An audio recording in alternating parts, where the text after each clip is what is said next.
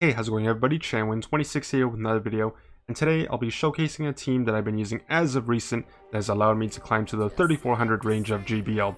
It's also important to note the fact that this is a non-XL team, a non-RNG team, and above all else, it is a team that is very accessible to many players within the community. Each and every single one of these Pokemon have had their own respective community days, so assuming you're not brand new or just returning to the game as of recent, you should have them in your collection by now. So if you want to give this team a try, maybe it'll work for you, maybe not, I'm not sure. But yeah, hopefully you enjoy the video that you're about to see.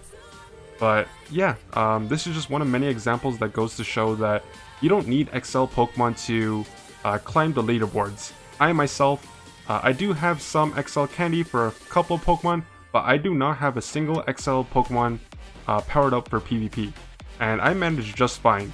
And I may be a special case or, you know, maybe an exception, but as long as you understand your win conditions and your lose conditions, you have a solid team to play, you can get by just fine. I know XL Pokemon can be very tedious for some people, depending on your team comp, but that's just the way the game is sometimes. Just think of it as a challenge that you need to overcome, and don't let that be an excuse for you to used for when you play bad or, you know, when you lose games. There's always something that you can take from your matches, and hopefully you keep an open mind and you continue to learn from your games. But just getting into my games, my Machamp lead, my Charizard, and my Empoleon. My safe swap literally just depends on what my opponent does and, you know, what I predict that they may or may not have in the back. So there's no set formula for the way I decide to play out my matches. I adapt to different scenarios, and I play out many situations like differently. So yeah, let's just see how my matches go. So my first match is against Walcates. Machamp into Abomasnow. A very favorable lead for myself. I expect my opponent to swap out immediately, and they swap into a Gyarados. So before swapping out, I want to pressure this Gyarados. So I either want to chip it down with a cross chop bait, or, you know, get a shield. Because I'm using a Shadow Machamp, it's very high risk for them to call the bait. So I do get the shield, and at this point I immediately swap to my Empoleon. It's also worth noting that their Gyarados has Waterfall, which is very uncommon in Ultra Premier. Not something you see too often. But they're going to throw their charge move, and they actually have Outrage, which is also pretty surprising. I'm not sure if this is intentional or not, but yeah, very uncommon moveset. And because that was too quickly, I know it's either an Aqua Tail or a Crunch. I wasn't planning on shielding this. And because they used Outrage earlier, I just assumed that they had Aqua Tail. It would have made more sense to use Crunch right off the bat instead of Outrage.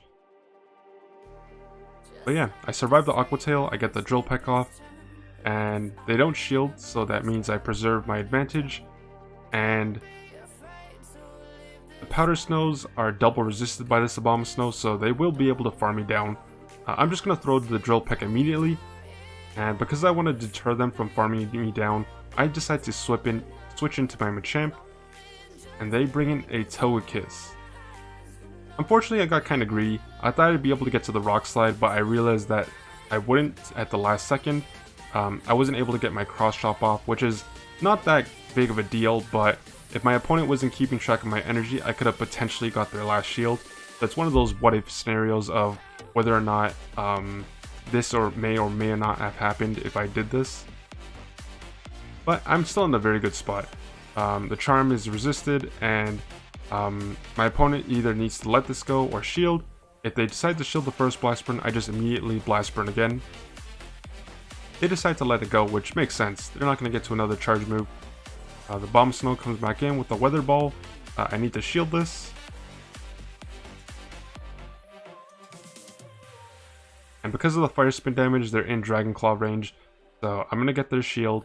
I have another Dragon Claw ready. Charizard wins CMP ties. So at this point, it's GG. And that's just an example of me having a very advantageous situation in the lead and just preserving that advantage. So good game to my opponent.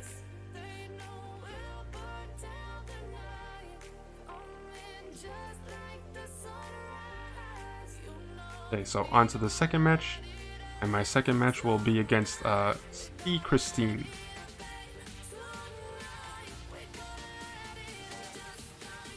So my Shadow Machamp into a Togekiss. Obviously hard counter right here, so I need to swap out right away. And they bring in a Gallade, which is actually pretty surprising because Gallade is not a hard counter to Charizard. I resist all their moves, assuming they're not running Synchro Noise. So I feel pretty good in this situation. This is most likely a Leaf Blade. It's very unlikely that they're going to throw out Close Combat and debuff themselves, but because I got hard countered lead, my mindset is I need to try to win swap. So I'm just going to do what I can. And I'm just going to go with the Dragon Claw bait. I get the first shield, which is really good. They throw another charge move, and this is another Leaf Blade. It's double resisted, but I can't afford to take the damage, otherwise I'll be in confusion range. But at this point, I need to get this second shield, and I'm going for another bait. It's up to my opponent to call it or not. And they don't call it, which means I will be able to get to a Blast Burn. And unfortunately, because Confusion is a 4-turn move, I'm able to get this Blast Burn off before the damage registers, and this will KO the Gallade. So this means that I will, regain swap advantage. And I don't want my Machamp pairing with the Togekiss, so I'm just going to bring it into the Escavalier. And because Machamp outpaces Escavalier, I'm just going to throw the Cross Chop immediately.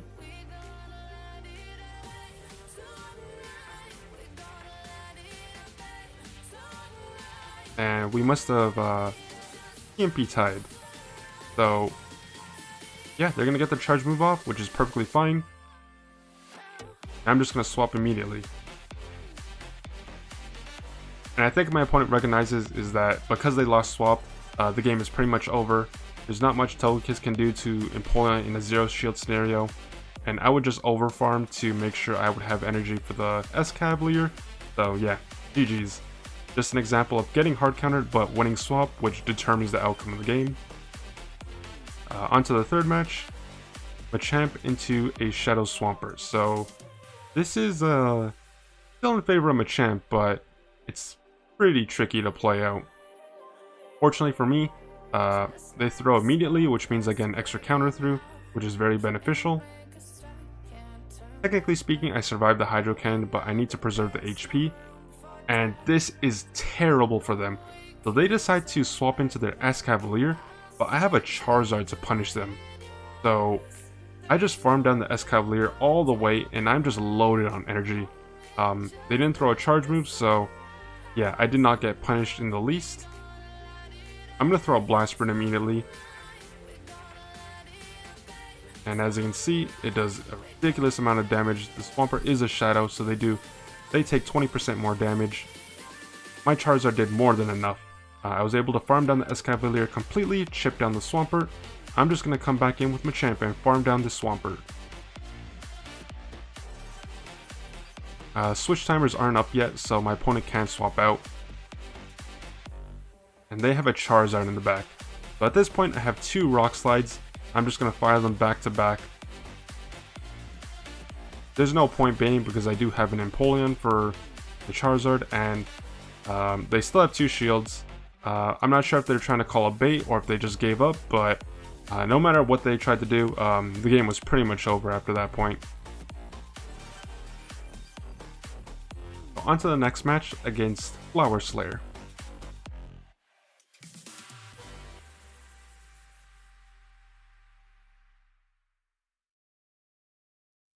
So my Machamp into a Magnezone. Another favorable lead for myself, so I expect my opponent to swap out immediately. And they bring in Kingdra. So it's very important that when your opponent brings in a Kingdra, if you can, you need to pressure them and chip them down. So I need to throw this Cross Chop. I expect a shield. And I get the first shield. I'm just going to keep on punching. This is an Octazooka. Technically I survived, but I need to preserve the HP. So I decide to shield this. And as you can see, I actually did not get debuffed for once. So I'm going to throw another Cross Chop, and let's see what my opponent decides to do. I get their second shield, which is amazing. And at this point, I did what I need to do with Machamp, and I decided to bring in my Empoleon. I resist the Dragon Breaths, I resist all their moves, Octazooka and Outrage, so I'm in a very advantageous spot. And my opponent decided to use Octazooka, and at first I thought it was questionable, but then I realized it makes a lot of sense. They were hoping to get the debuff with their Octazooka and then just farm down my Empoleon with their Magnezone. They don't have any shields, so you know, if they got the debuff, the Hydro Cannon wouldn't do as much on, you know, Magnezone. I KO their Kingdra, and they need to bring in their third Pokemon. And they bring in Venusaur, and they actually bait my Drill Peck. So they catch it with their Magnezone, which is double resisted. So very well executed on my opponent's part. Unfortunately, my switch timer isn't up yet, so I can't swap out immediately. And at this point, I don't need my Machamp any longer. It's just to soak up the energy and get some chip damage.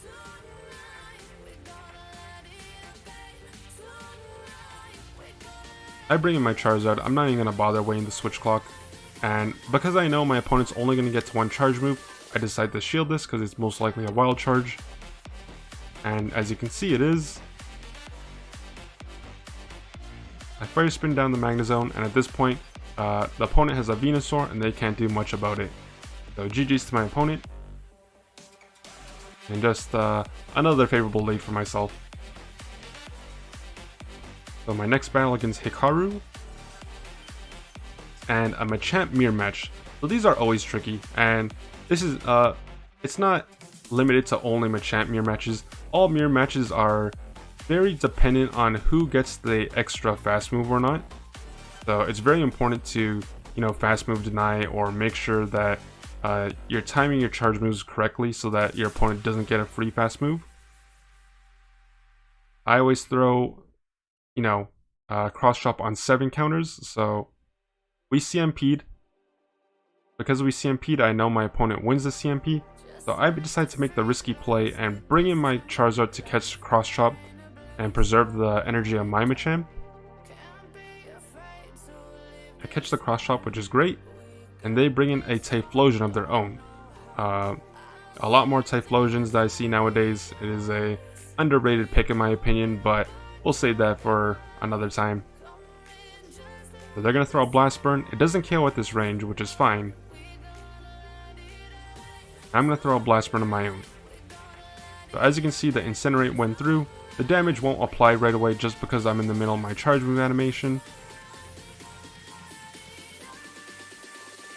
And as you know, Incinerate is a 5-turn fast move, so because it's so slow, I'm able to get to this Dragon Claw before the damage registers and KO my Charizard.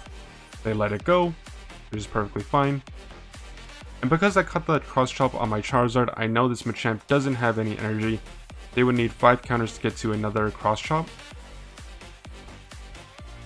And their last Pokemon is a XL Skarmory. So at this point, I have a cross chop ready on my Machamp. I'm loaded on energy with my Empoleon. I still have a shield. So at this point, I would like to say it's pretty much GG. There's not much the Skarmory can do. It can't take on my Empoleon and my Machamp. I'm just going to throw the Hydro Cannon.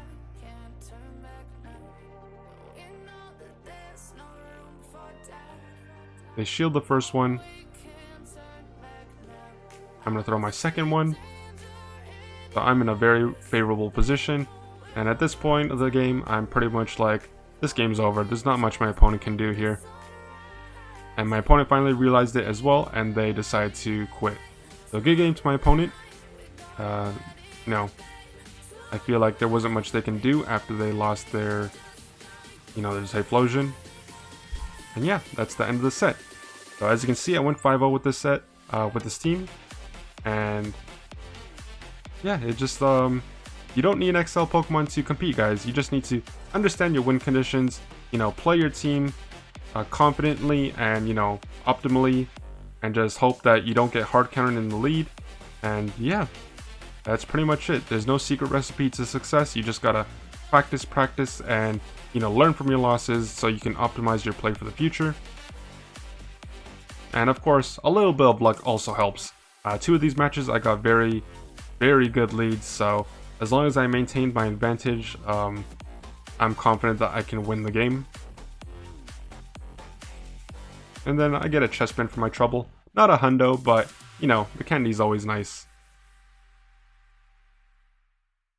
3285, and I climbed to 3359, so definitely a big jump right there.